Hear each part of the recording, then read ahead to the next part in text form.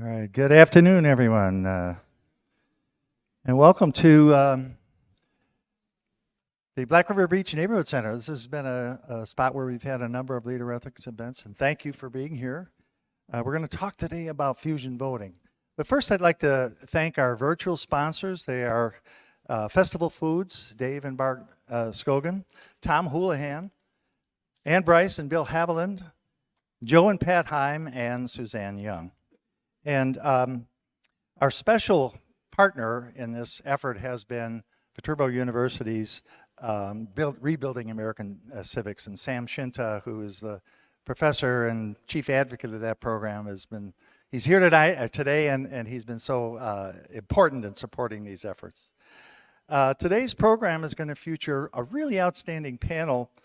Our panelists are Dave Schultz, former Republican state senator in Wisconsin, Dave Mahoney, former Democratic sheriff in Dane County, and Christine Andrews, executive director of United Wisconsin. That's the organization that is serving as the champions for promoting fusion voting in Wisconsin.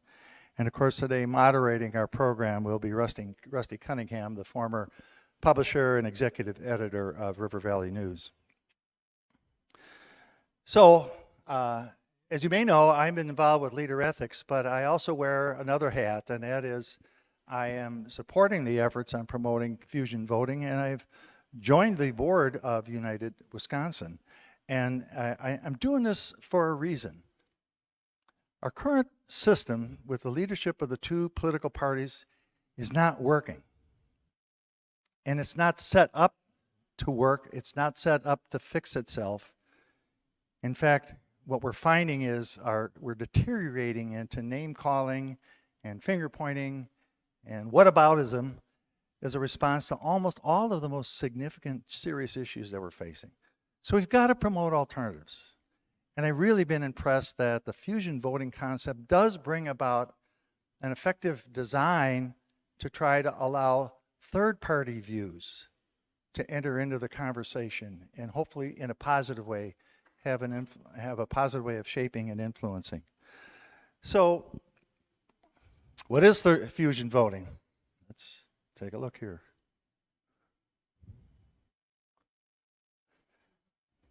All right, there we are.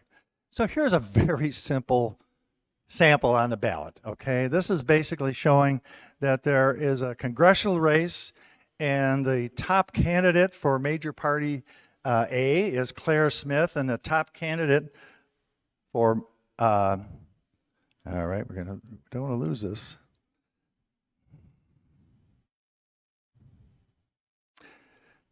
All right.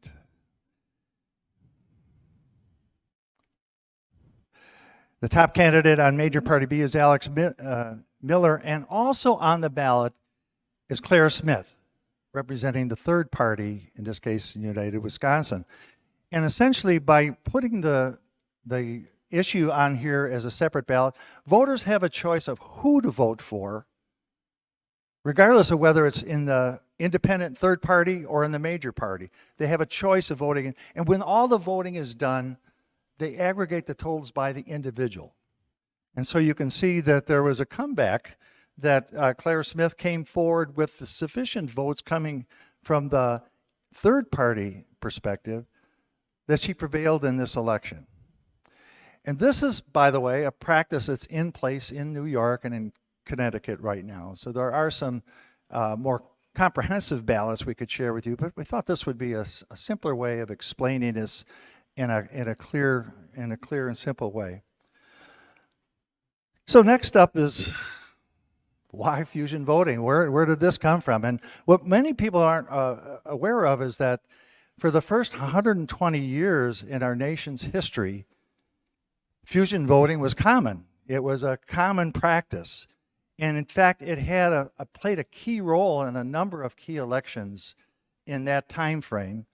For example, few people are aware that when the Republican Party met, or it was formed in Ripon, Wisconsin, there were a mix of free soilers, some Whigs, anti-slavery groups, and other fringe parties that came together, and they used fusion voting to form the Republican Party. Now, 11 years later, we had, at the end of the Civil War, we now had a whole new opportunity for individuals to join the ballot. And we had an individual who is John Adams Hyman, who was a former slave, and he was running for Congress, and he was supported by Black Americans as well as poor farmers and others that felt disoriented and disillusioned based on the dynamics of the Civil War. And he became the first elected Black African American and former slave to be elected to Congress. So you can see there were some really good examples of how fusion voting played out in this case, we feel, a positive way. But what happened is, over time, both political parties felt that it was at their political disadvantage to allow this kind of added input, coalition building, and so on. And so state by state by state, they passed laws to prohibit fusion voting. In the northern states, it tended to be the Republican Party that was voting that way, and in the southern states, it was the Democratic Party. And so, with the exception of New York and Connecticut, fusion voting isn't allowed in any states right now. But we have a chance to bring this issue back, and the strategy that's being taken is interesting, because rather than bringing about legislation, we're raising the issue via litigation. And there's assistance from the National Organization on Ballot Freedom, and they did an analysis of states that prohibit fusion voting and may have had problems with constitutionality and how that prohibition came about. And so those states are being looked into as a possibility for bringing forward fusion voting using this process. Kansas, New Jersey, and Wisconsin are three of the states that are in that process. And the goal is this: we're filing a suit, and hopefully that suit can be appealed up through the state Supreme Court. And there are a number of factors in it. The one that strikes me most, I mean, you know when you have litigation, you have all these different things, hoping that if this one doesn't grab onto something, this one will. But the one that stands out for me is equal protection. And it basically is suggesting that we should not have the dominating party squeeze out the input from the third parties, and we should not have the voters that are inclined to vote in independent ways to also be squeezed out by the two major parties. And so that's going to be tested over the next year and a half, and we'll see where that goes. So at this time, it's time for a deeper dive into these issues, and I'm going to turn the program over to Rusty Cunningham, who's going to lead this moderated conversation and bring us that information. Rusty. I've got my mic on. Thanks. Lee, thank you very much. It has not escaped notice, and frankly, it's more than fitting that we gather today on the 60th anniversary of a United States president from the Deep South signing the landmark Voting Rights Act. President Lyndon Baines Johnson said, "Today is a triumph for freedom as huge as any victory that has ever been won on any battlefield." He reminded those gathered, black and white, about the unfulfilled promises of Appomattox Courthouse a century earlier. Fast forward to today, we have legislators from Texas to California racing each other to see who can grab as many seats through gerrymandering as they possibly can.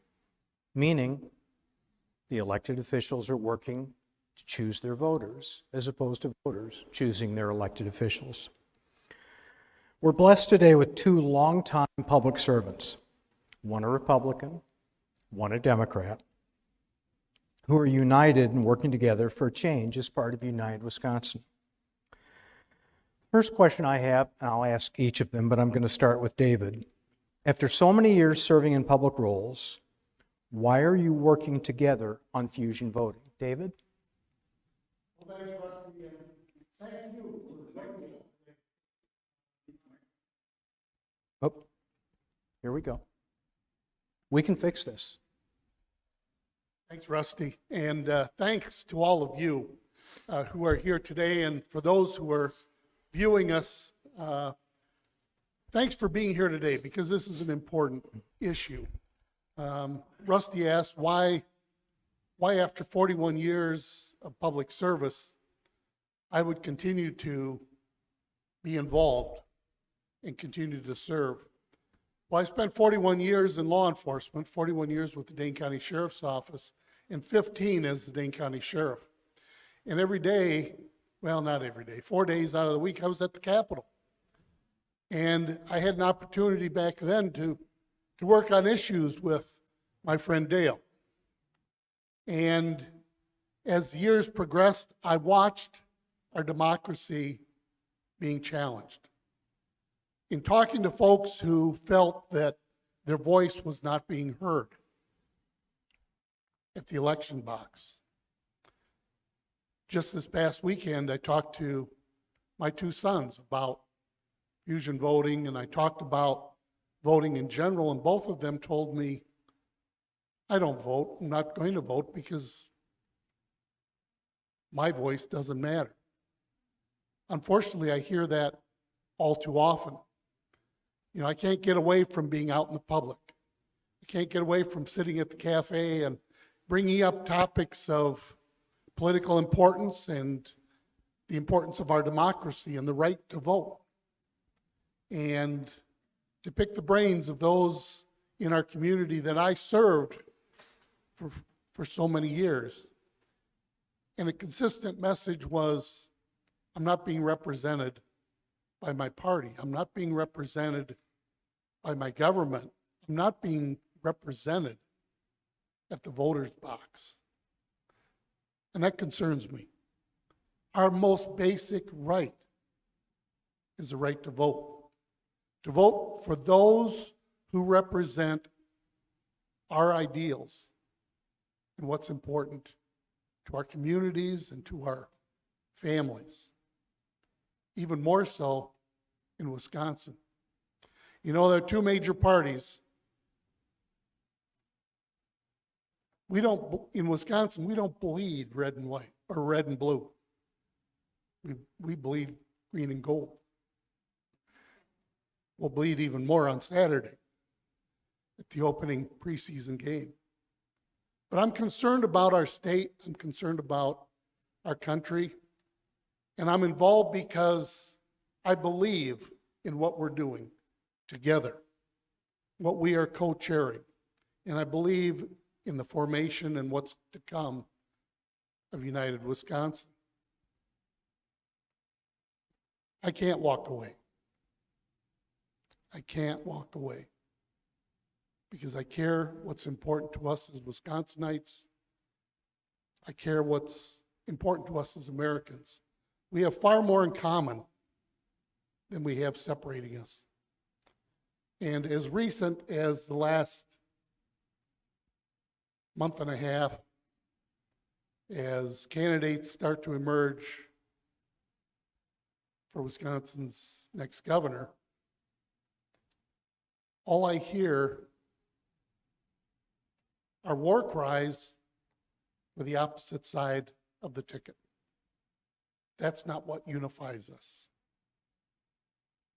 What unifies us is we're Wisconsinites and the mission that we have ahead of us to continue to make Wisconsin great.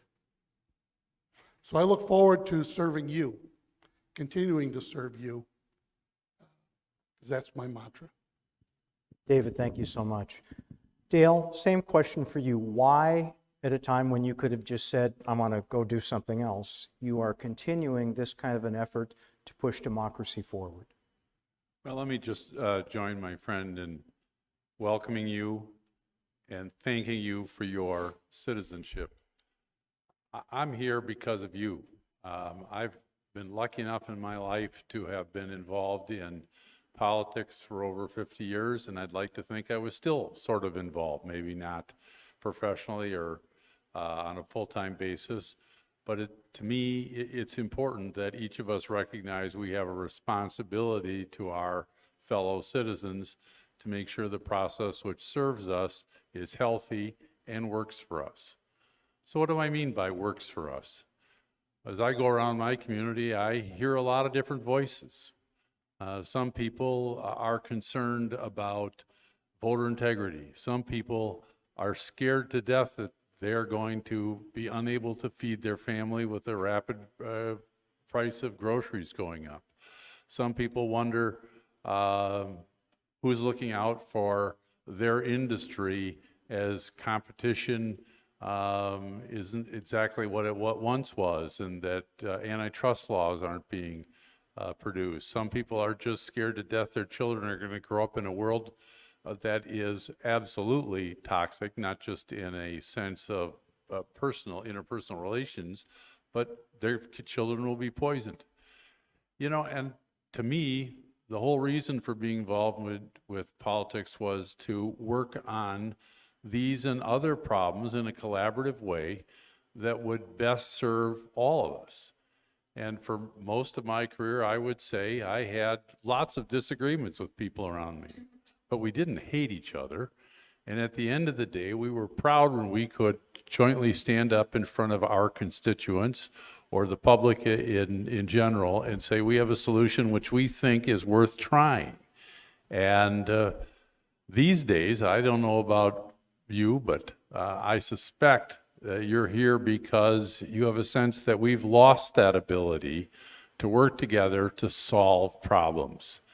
And I think fusion voting can be an important part of that, because for those who don't believe anyone is listening to them, those who believe that the only choice they have is not voting for, or voting for the lesser of two evils, voting for a third party and throwing away their vote, or simply not voting at all, none of that seems to really address the needs and the concerns that people have. And it's my belief that we can provide people a seat at the table. We can provide agency so that their voices are heard, that they do have the ability to negotiate, and the way we're going to do that is through fusion voting. Dale, I'm always fascinated when old things become new again. Fusion voting, as Lee pointed out, is nothing new in Wisconsin. In fact, it came out of a coalition party effort that succeeded, and then that party decided to make such participation illegal. Now, I know that ban was put in place in 97. That would be 1897. I think you were in your first campaign, and I was a cub reporter back then. Could you please give us a little history about here, the birthplace of the Republican Party? How did that all happen? Well, I think that progress isn't always easy or smooth or unfrustrating. And throughout the history of this country, we've sort of had a battle between folks with a lot of money and people who are just trying to get by with their little business. I mean, we had a period of robber barons about that time. And politics was controlled by the likes of Tammany Hall and people who were used to getting their way in almost any other manner than actually sitting down and discussing the issues. Well, it spawned a reaction in the public. You saw more newspapers get started. You saw magazines get started. You saw people form political parties in order to advance their interests. And the parties that met in Ripon, Wisconsin, represented that diversity in our populace. And they thought, you know what?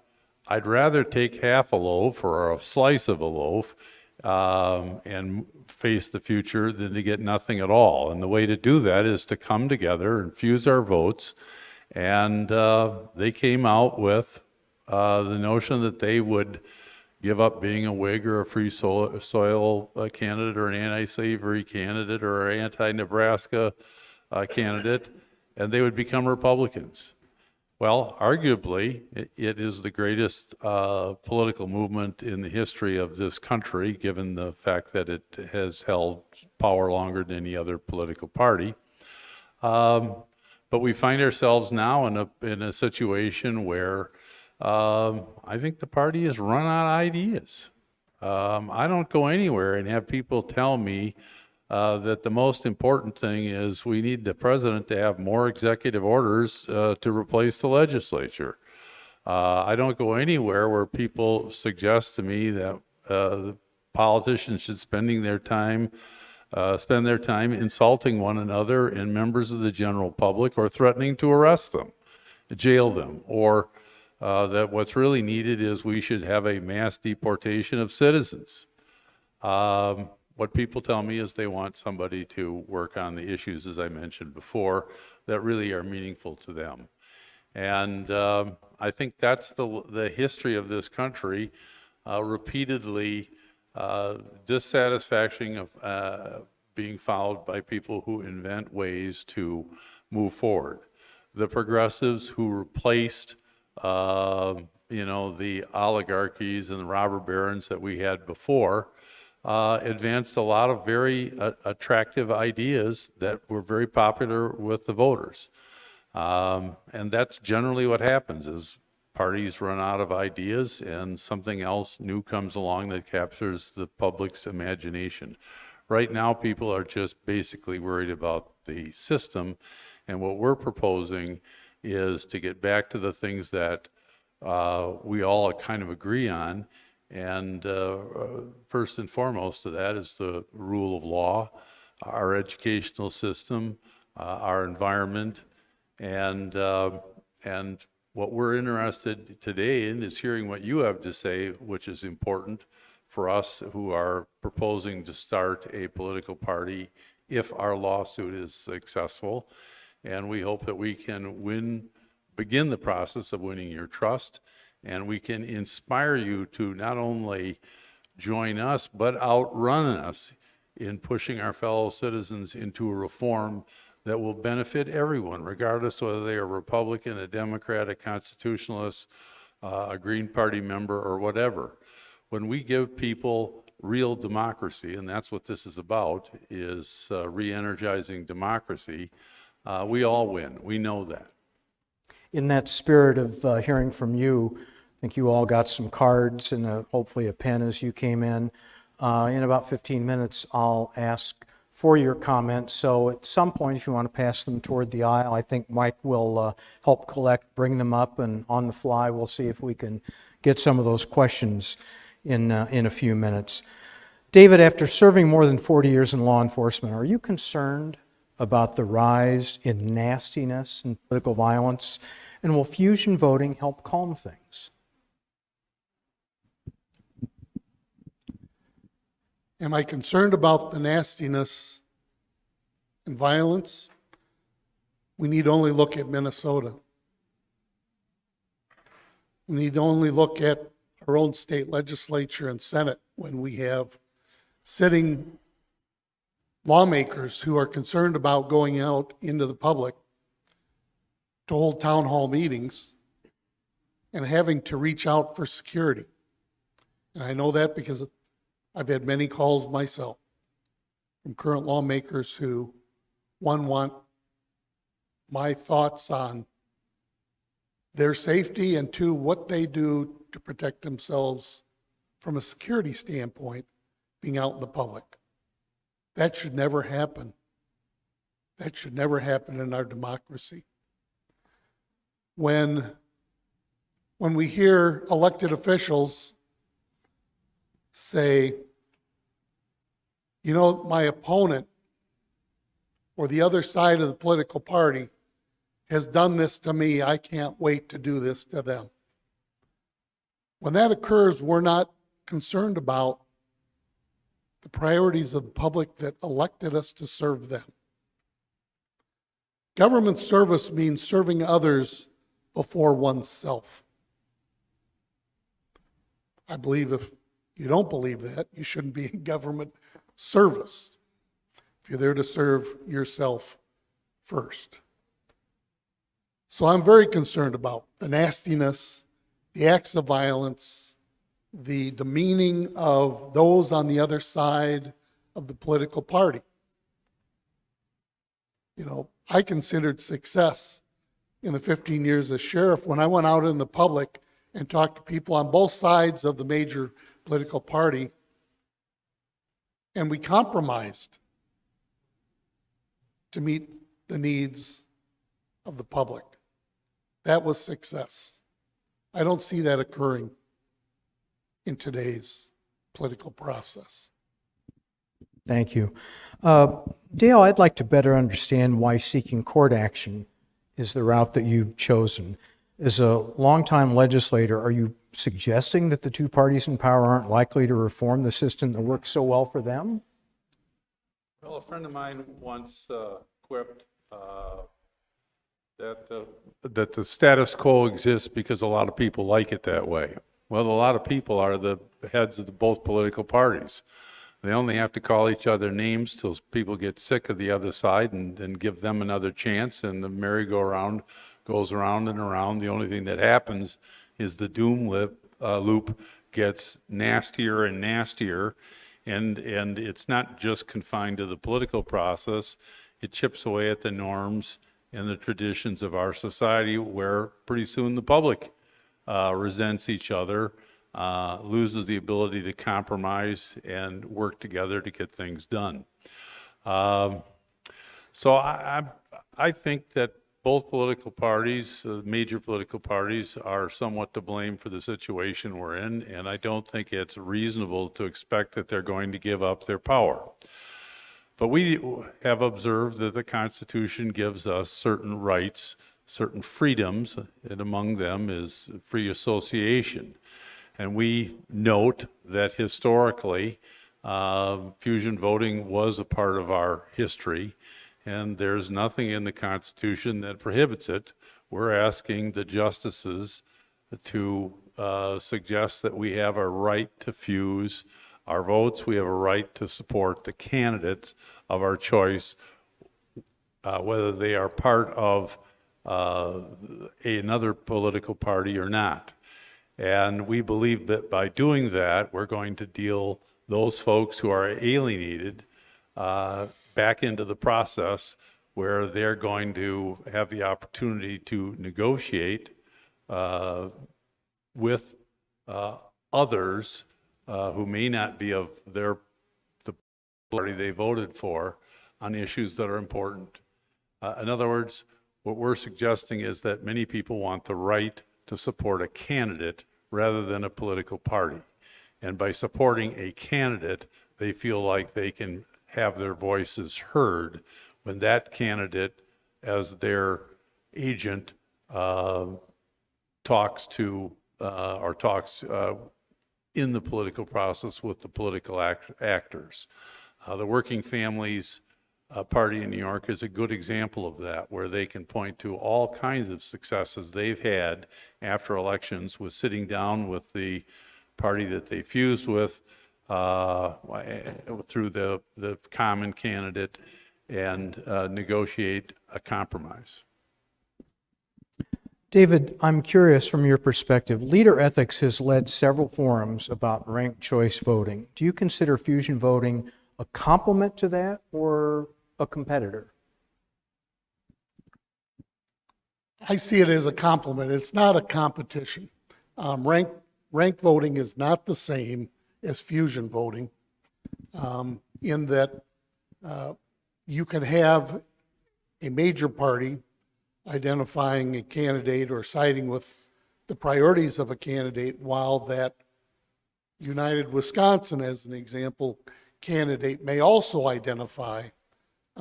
And that's where, by electing either one of those individuals on either party, along with the United Wisconsin candidate that identifies with Wisconsin values and priorities of our constituencies, those votes are fused to create a positive outcome. Terrific. Dale, you touched on this, but is fusion voting used in other states, and what is that experience telling us for Wisconsin? Well, I think that segues very well from what Dave was saying. Fusion voting is used in New York, which also uses ranked choice voting. And I don't see them in competition with each other. They are both reforms.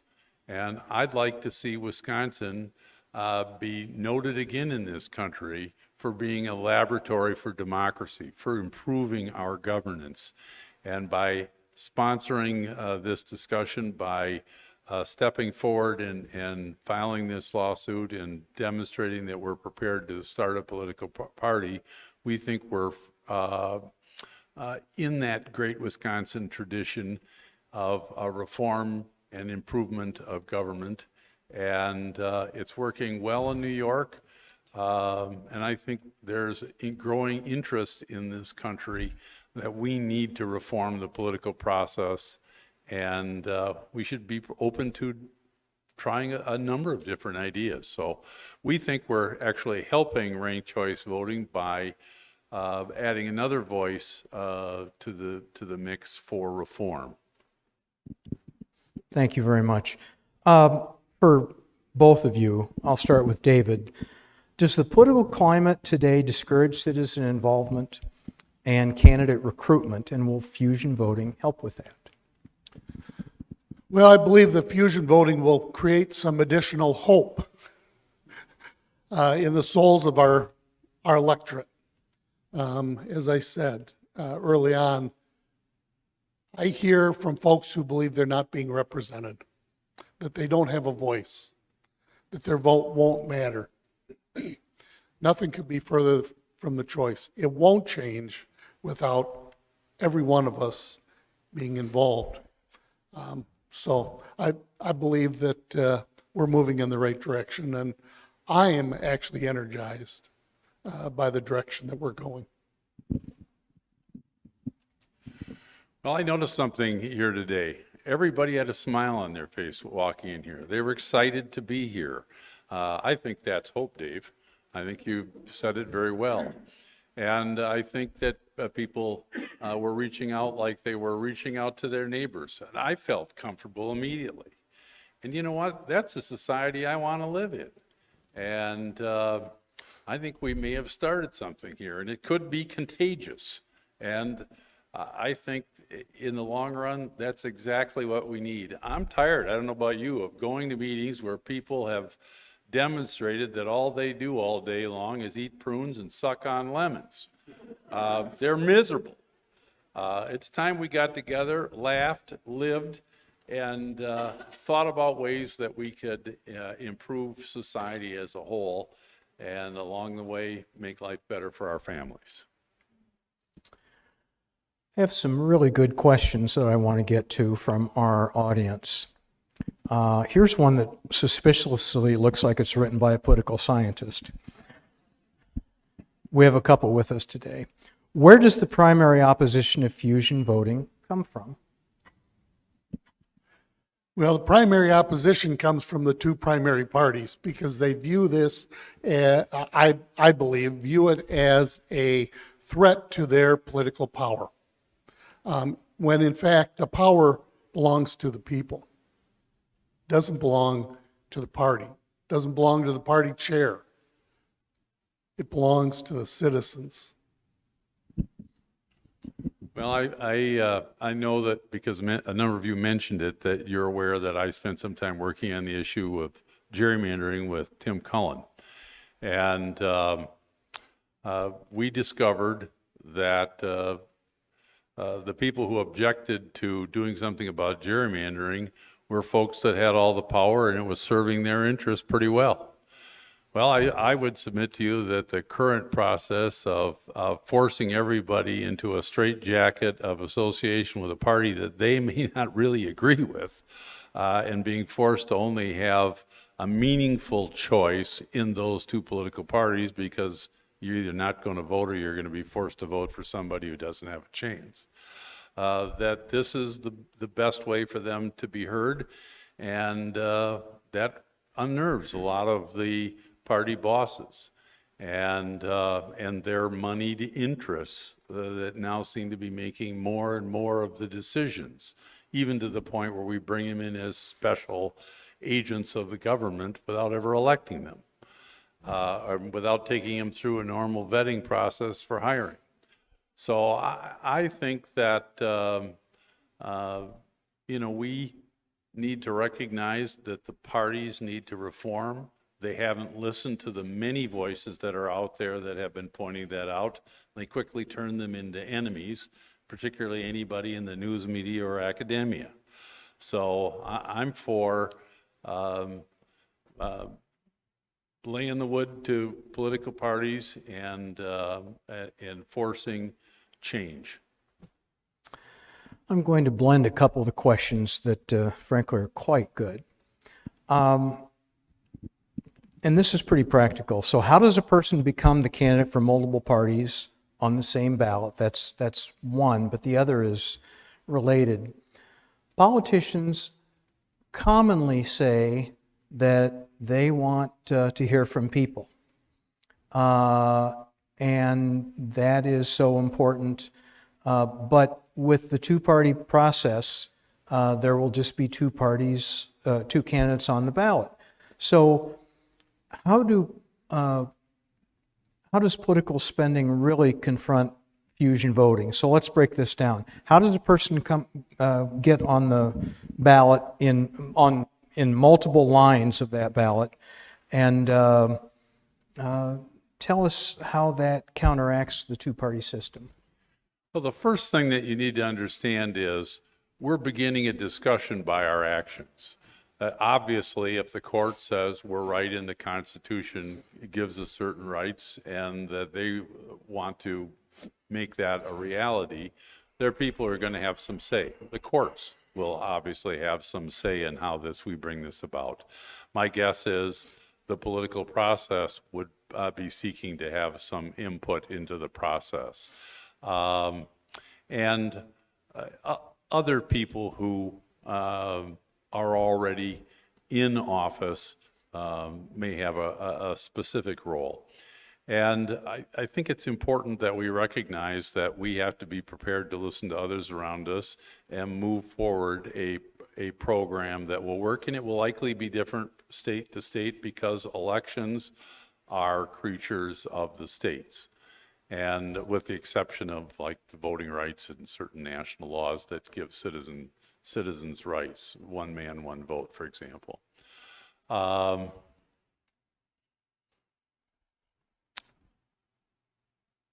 guess I'd just end there. Okay.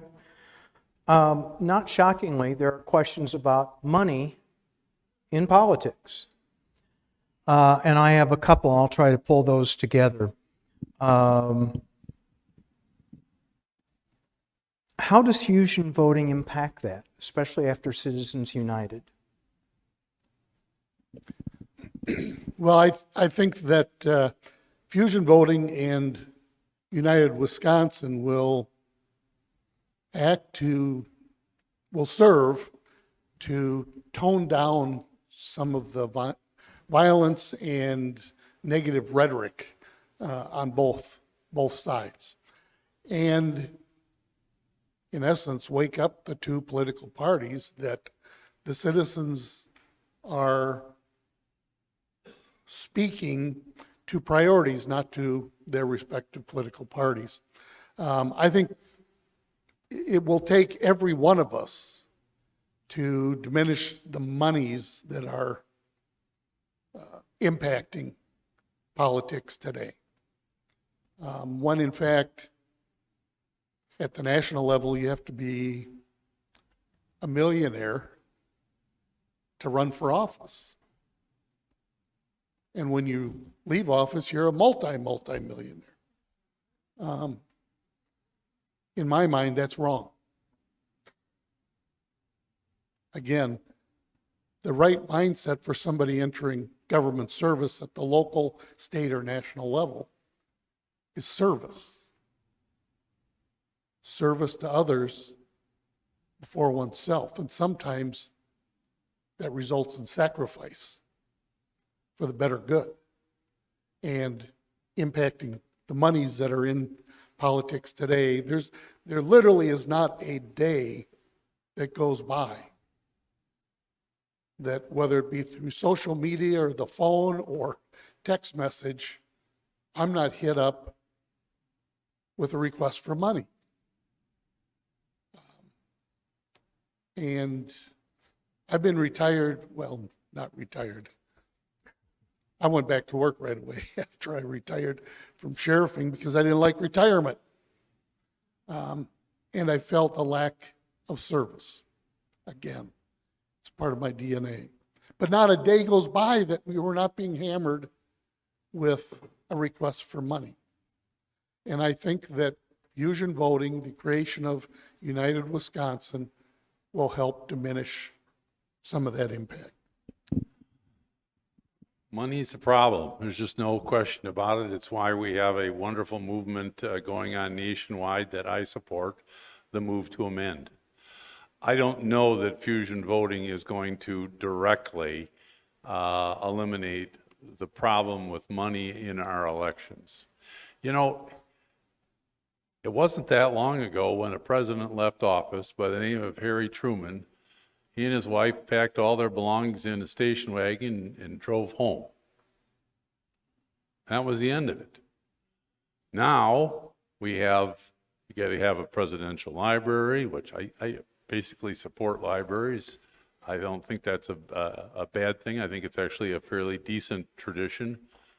But I don't know anybody other than the current president who thinks they ought to get $1 billion airplane with $1 billion refurbishment to take home as their own.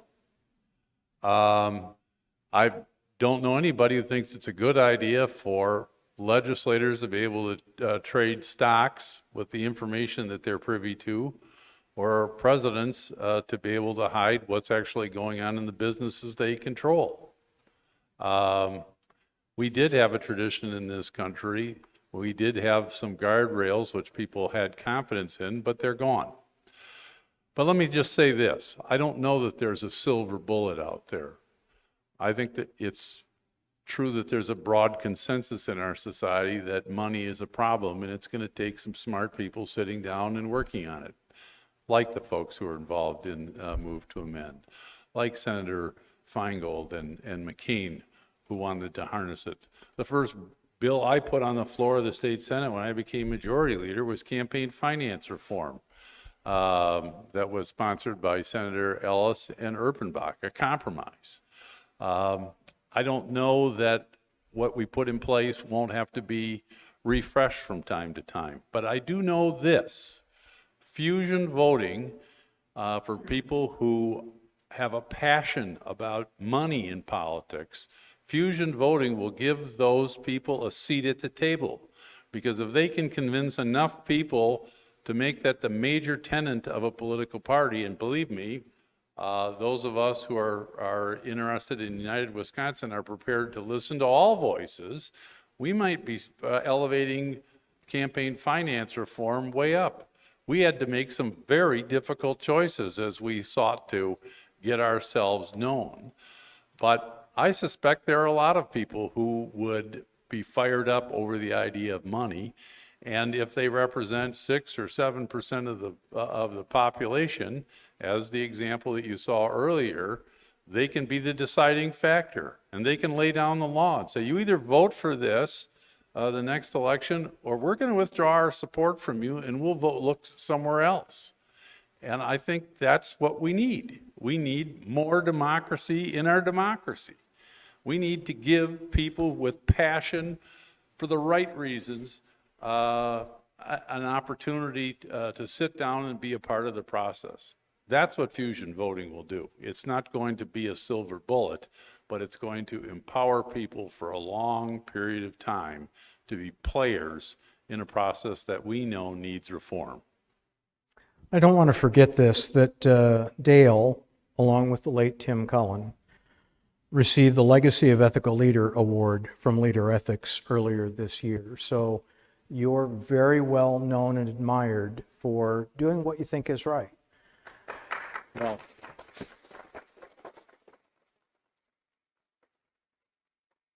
it was indeed an honor, and I thank those of you who have been a driving force in the state for ethics, for leadership. But more importantly, I thank those people who spent time molding what has been of interest to me and where I've poured my energies. People just like you who are here, who are making your voices heard. It does matter to true public servants when they hear people, and we do try our best to chart a course that shows that we really do care. I've had a chance to watch my friend Dave and what he's done in what has been increasingly contentious situation for law enforcement, demonstrate progress is possible when you're a good listener and you follow it up with the kinds of actions that bring people together, that doesn't divide them. In fusion voting, a candidate needs to appeal to more than one party if there are several parties that have a role on the ballot. So you two, again, are terrific at working across the aisle, listening to voters, but does fusion voting force some candidates to say, maybe I need to appeal to more than just my base? Well, I would hope that the candidate is true to themselves and that the positions that they take are their true beliefs, so that when they are meeting with the public sees them for who they are and the priorities that they believe that they reflect from the community. The threat is to the two major parties. They will definitely see, or I believe they will see this as a threat, and it might actually bring some common sense into the positions of both major parties and moderate them, and certainly the rhetoric that they send out to their members and constituents. You know, the greatest part of running for office is being in the public, hearing from the public what your priorities are, and not parroting the beliefs of the community, but to reflect the priorities of the community. You know, as a police officer, as a police leader in Dane County, my priorities were not Dave Mahoney's priorities. The policing that the sheriff does in La Crosse is not the sheriff's, they're the communities. Or should be, all across this country. Go ahead, Dale. Is it going to get candidates to try to have broader appeal and work with different people in different parties? I agree with everything that Dave said. But you know what? Listening to people and recognizing that sometimes the other guy's right is an important part of life.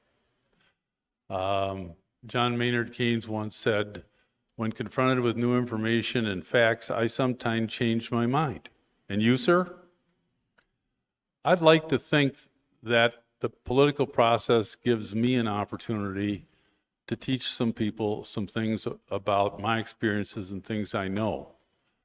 But I also cherish the fact that it gives other people that same opportunity and might make me change my mind, be a better person, or find a new way forward.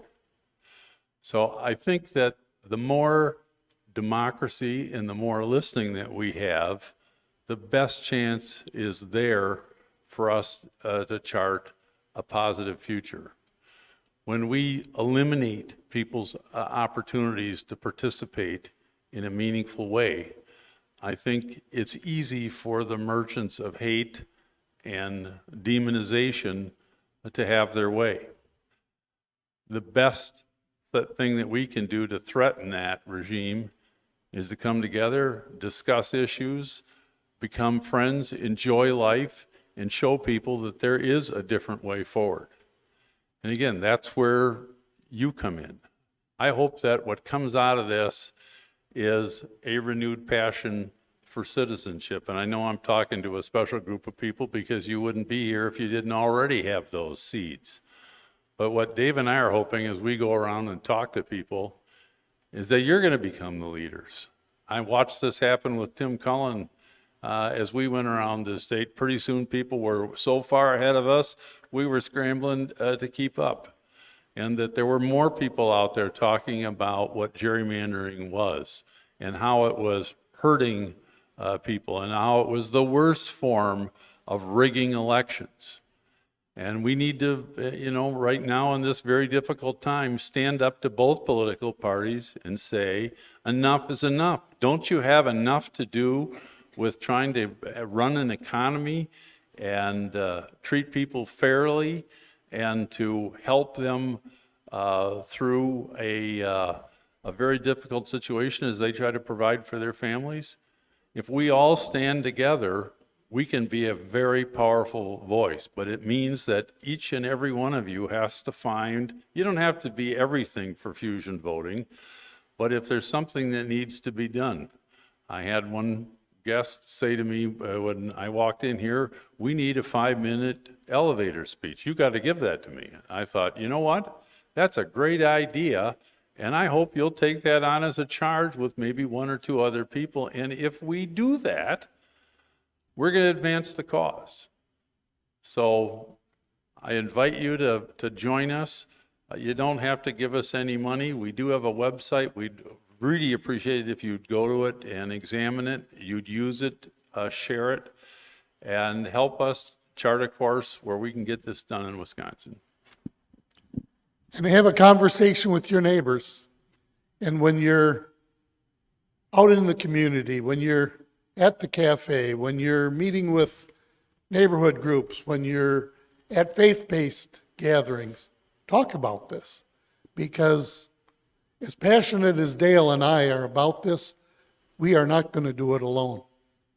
We need everyone we talk to talk to 5 more people. And those 5 talk to 10 more people. That's how change is effectuated. And we believe in the change that needs to take place. Dave and Dale, thank you so much for your ongoing service to the people of Wisconsin and to this effort today. We appreciate you being here and sharing your wisdom. Thank you so much. It was a delight. Thank you. Can we take a question in the back? I see a gentleman's got his hand up. We have a segue right now. That's a perfect question. And to help answer that question is the Executive Director and President of Chris Andrews Consulting, Executive Director of United Wisconsin, Chris Andrews.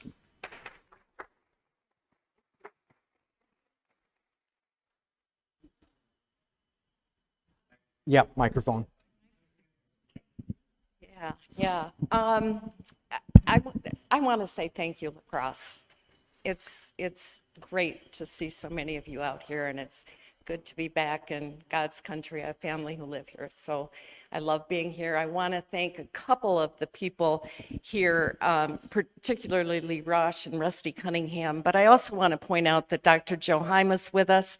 Dr. Heim is a member of our coordinating team for fusion voting, and Mary Ann Gerard had to leave, but she too is part of United Wisconsin. I was going to talk a little bit about what we stand for, who we are, can we be successful, and join us. And I think that you've pretty much heard who we are. We're statewide. We have a statewide membership. We want to cross-nominate candidates who will support the rule of law, our Main Street businesses, public education, and the conservation of natural resources. And we chose those issues because they have broad public support across Wisconsin. They have always been issues that we have dealt with on a bipartisan basis. Someone mentioned McCain-Feingold, Knowles-Nelson, the conservation plan. They have never been partisan issues. We were the first to have a kindergarten in the country here in Wisconsin. And so they have broad public support. They've always been bipartisan. And they are what has made Wisconsin economically strong, quite frankly.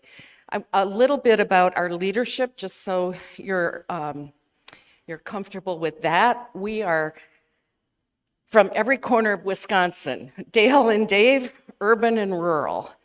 Politically, Democrats, Republicans, independents, we have law enforcement, we have public school teachers, we have small business people, public employees, college professors. It runs the gamut of Wisconsin. And despite all of the differences of our backgrounds, we're united by one thing. We want to turn down the political temperature. We want to reject division. We want our legislators and our elected officials to work together. And if fusion voting becomes re-legalized, we want to become a fusion political party.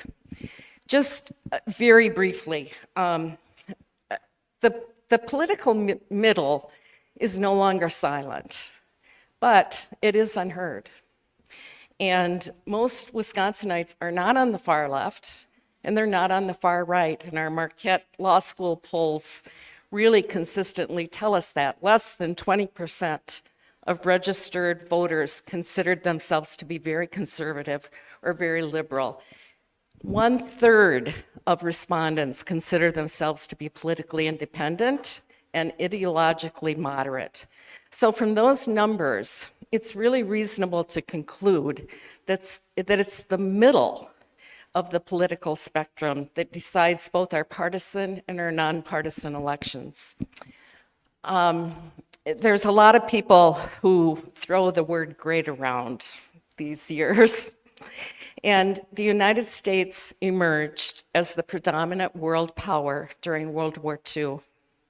And it's maintained that status as a great country for the past 80 years, for very good reason, because pretty much we've governed from the middle. And yes, we've tilted a little bit over time from administration to administration, but overall, we've steered a course of political moderation, unlike other major countries, to their own peril. So we have a growing number in this country, in Wisconsin, that are politically independent and ideologically moderate, but perceive their voices aren't being heard, and they are feeling homeless. So United Wisconsin gives moderates a home, and fusion voting gives United Wisconsin a way to communicate those values at the ballot box and influence the political process. We believe that Wisconsin can once again lead the way toward a civil, collaborative, and centrist politics. And Dave Mahoney stole my line.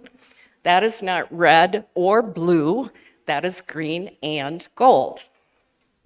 So please consider joining us. There's cards on your chairs. It does give our website, www.unitedwisconsin.org. As it's been mentioned, we're not asking for money, no donations, but you will receive a newsletter and updates. Actions in Kansas and New Jersey are also taking place. And we're getting noticed in places like the American Bar, et cetera. So if you share your contact information, that will be helpful. Also, if we do become a formal party, we need a people-powered movement. So we'll be ready to go when the Supreme Court rules in our favor, we hope. Please invite your family and friends. The more the merrier. And if you belong to a Rotary, if you belong to a Kiwanis, if you're with the League of Women Voters, the Chambers of Commerce, community organizations, we love to do presentations like this. We love if you want to write a letter to the editor. Nothing is more important than somebody locally seeing a local person speaking out. And so please be in contact with me and we'll help you place that letter, or we'll make plans to do a presentation. We're going to be in New Glarus. We're going to do the Madison Rotary. So we've got some things coming down the track. I have to leave with you my favorite quote, Margaret Mead: "Never doubt that a small group of thoughtful, committed citizens can change the world. Indeed, it is the only thing that ever has." And so I want to say thanks again. Thanks, Lee. Thanks, Rusty. And thanks to all of you for coming. Thanks, Chris.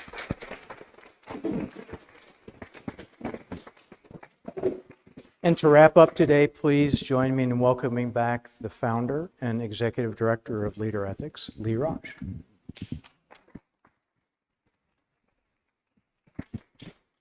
Well, thank you. Thank you as our panelists. This has been, I think, a very informative and yet conversational way of explaining something that is so important to us. So thank you, Dale and Dave and Chris and Rusty, for your moderation. They deserve another round of applause, don't they?